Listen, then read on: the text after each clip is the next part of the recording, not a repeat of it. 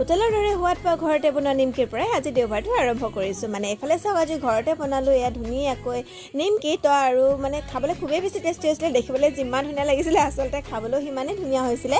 আৰু তাৰ পাছতে এইফালে চাওক, যিহেতু বা আহিছে, তো বা আৰু মই দুজনে ওলালোঁ পিছবেলা টাইমত বজাৰলৈ যাওঁ বুলি। আৰু তাৰপিছতে এইফালে চাওক, বজাৰত বস্তু লৈ ল'লোঁ। আচলতে মই বস্তু লওঁতে সদায় ভিডিঅ' কৰিবলৈ পাহৰি থাকোঁ। আৰু তাৰপিছতে বস্তু লৈয়ে এইফালে দুজনীয়ে আহিলোঁ আকৌ চাট খাওঁ বুলি। এইফালে চাওক, আমি খাই মেলি ল'লোঁ।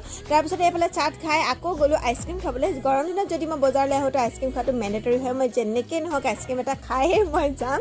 আৰু তাৰ পাছতে আকৌ লৈ ল'লোঁ কিবা কিবি ঘৰৰ কাৰণে খাবলৈ বস্তু। আৰু তাৰপিছতে আকৌ দুইজনে গ'লোঁ ফল মূল দোকানলৈ, যিহেতু ফল মূলো অলপ লৈ লওঁ বুলি ভাবিলোঁ। তাৰপিছতে ফল মূল লৈ মেলি আমি আহিলোঁ ঘৰলৈ বুলি। আৰু ঘৰলৈ আহোঁতে মানে আমাৰ ইয়াতে দোকান এখন আছে, আমাৰ দাদাহঁতৰে দোকান আৰু এনেকৈ।